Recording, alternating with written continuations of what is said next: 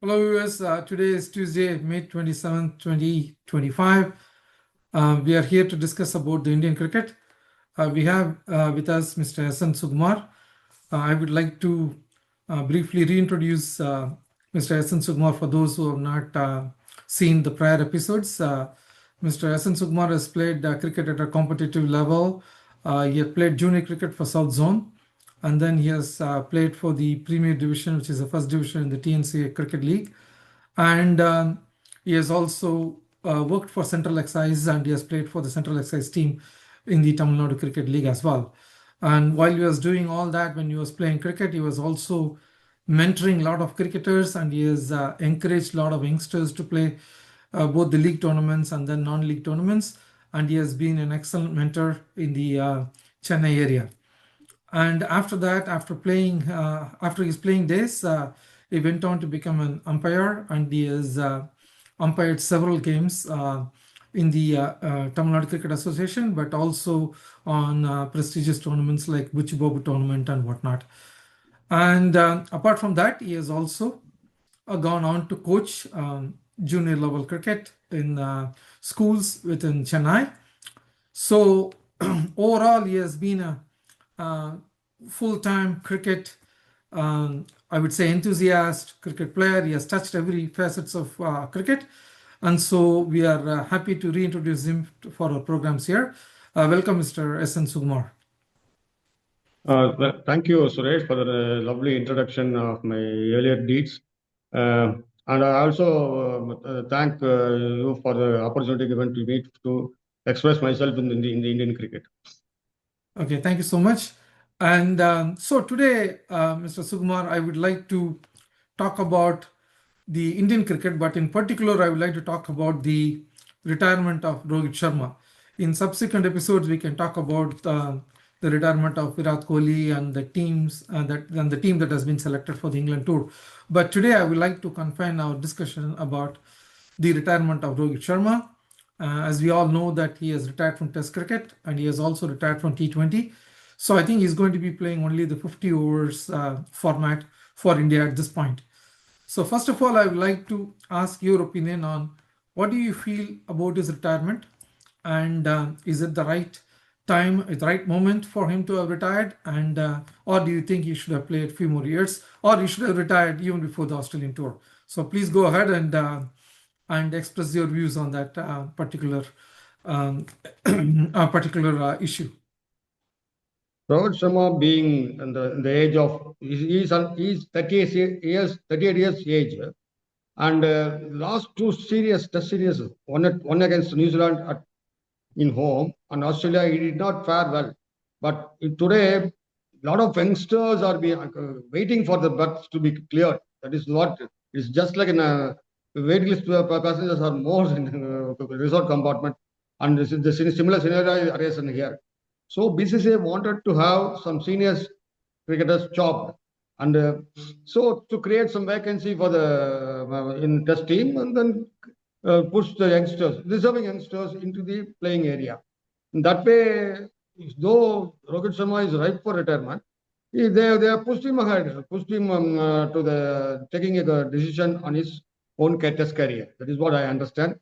Even though he led a lot of games, in fact, he has his test record as a captain is around 50%, but he did not perform well in the last two test series. That is back to back. Even people will have a short memory. If there is going to be two test series with a good series in between, but it is a back to back series, and that too being a captain, if he is not going to do well, and team did not, also the team did not do well. That has to be taken into account for the ouster of Rohit Sharma. So considering all these things, he was made to retire. That is what I will mention here. He was made to retire, given the circumstances, and he was not given the green signal to tour England for the five test series. That is what I understand from the media and also from a lot of other official information. So let's talk about this, right? I mean, just to basically go back and inform our viewers, they might have already known, but the thing is, it's very important to remind people that India lost two consecutive series, one at home against New Zealand 3-0, and then we lost 3-1 to Australia in Australia.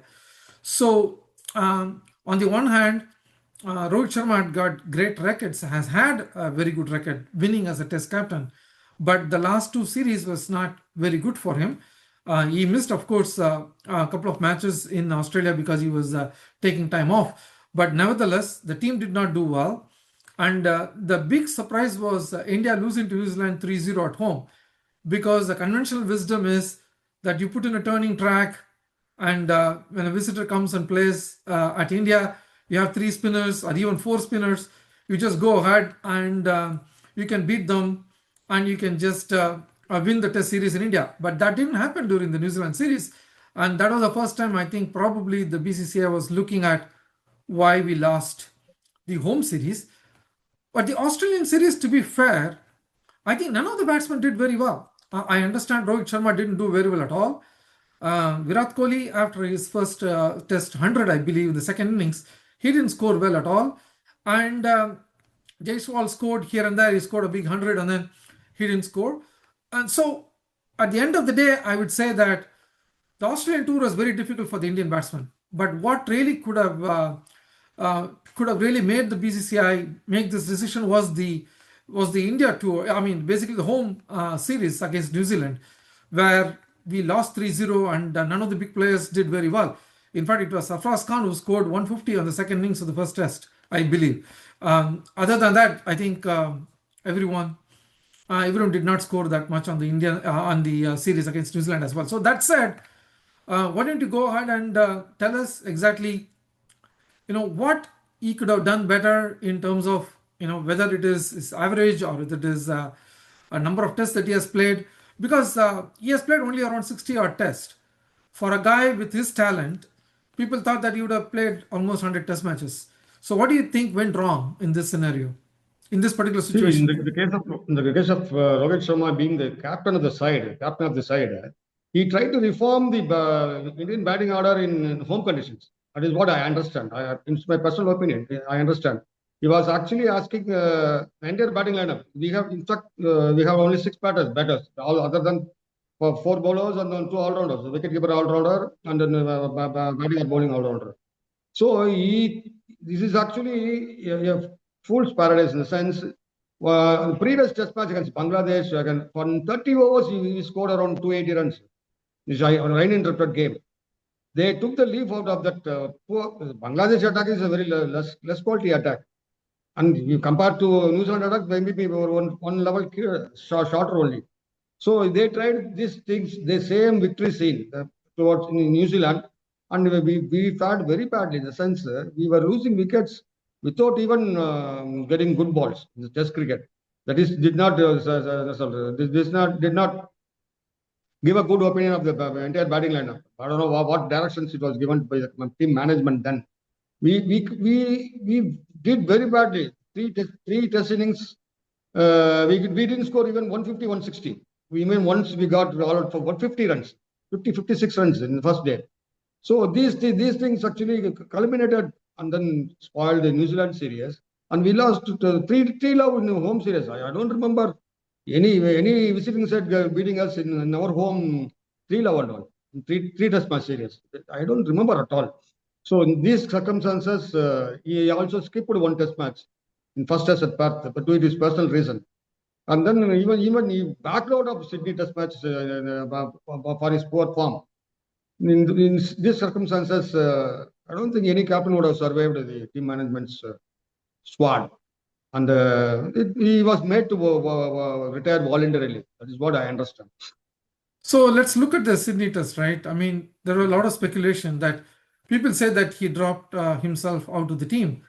But do you think that that's what has really happened? Because there are also some who say that he was forced to drop himself because the team wanted to bring in Shubman Gill, and so they didn't have a place for him. And the team management, including the coach and the selector, decided that's best for Rohit Sharma to actually opt himself out.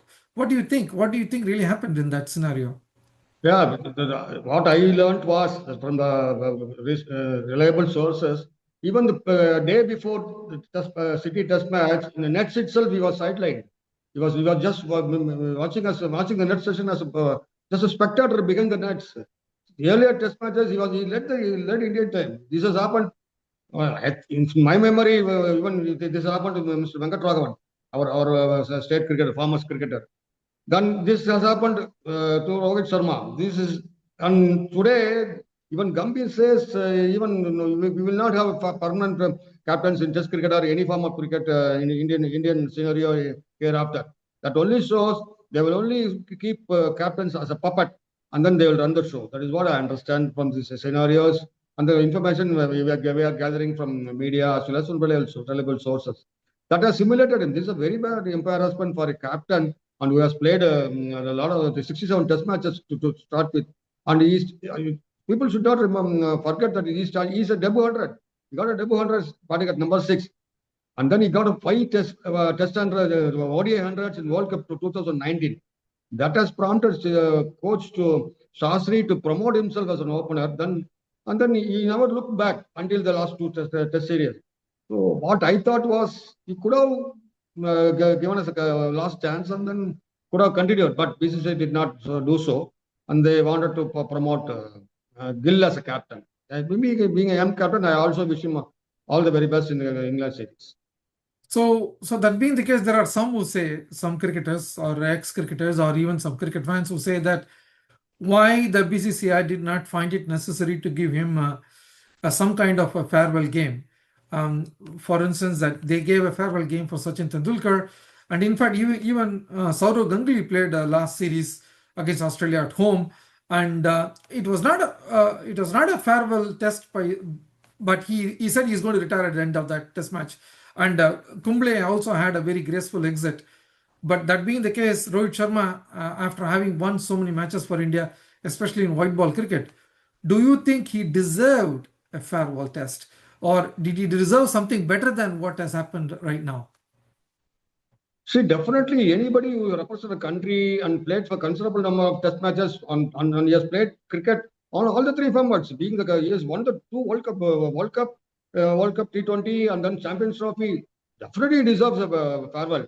But today's scenario, see, somebody speaks. If Ajit Tarkar has spoken to him and then said, "Okay, we are going to do this some 5 or 10 days back."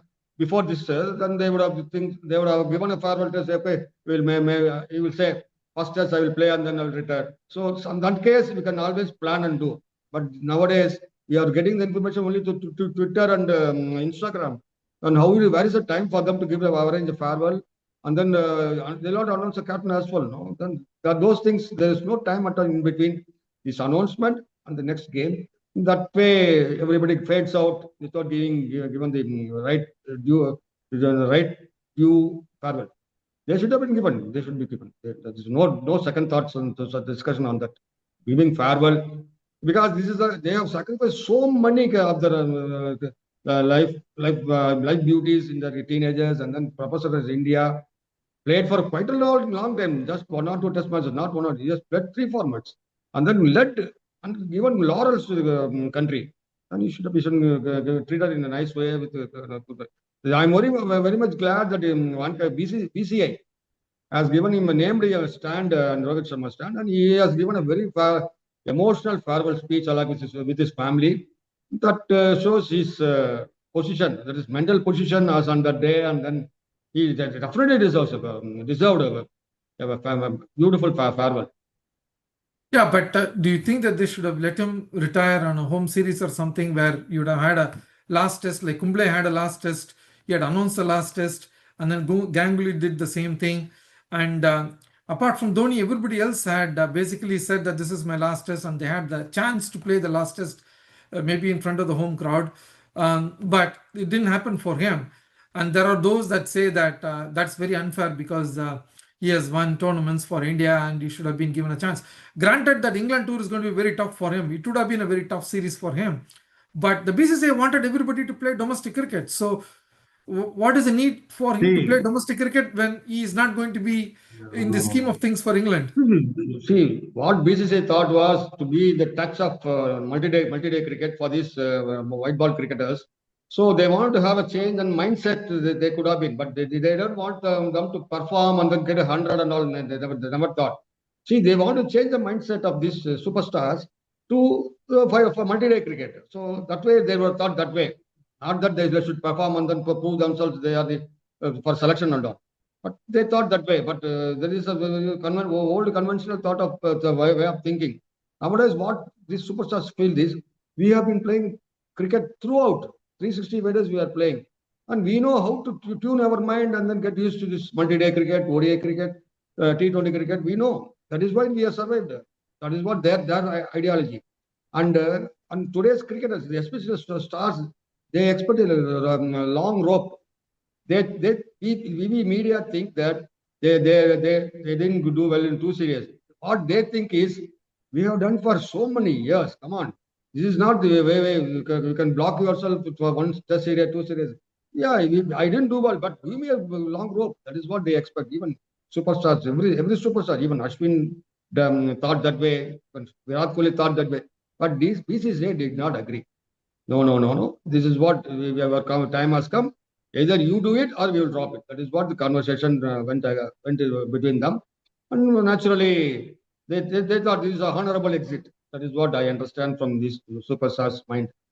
In a way, I would say that this is a good sign for BCCI, but at the same time, I hope that since Rohit Sharma is going to be playing the 50 over white ball format for India, and when he eventually signs off from that, they would possibly give him a fitting farewell based on what he's accomplished so far. And yes, is at this point of time, I also feel that he's not fit for Test cricket at this time based on his runs and based on where Test cricket is headed and where the next series is, which is of course England, which is going to be a very tough conditions for any opener. And I feel like it's the right time, but the question is just around the farewell, and he deserved a much better farewell. That's what I feel. But anyway, thank you very much for your views, Mr. Sukumar. Then we will continue these discussions on cricket, and we will talk about the Virat Kohli's retirement, and as well as Ashwin's situation in Australia, and then the other subsequent news that has come out about the team for the England series. So thank you very much for your time. We will continue to have these discussions with you. Thank you. Thank you, Suresh. Thanks a lot. Take care.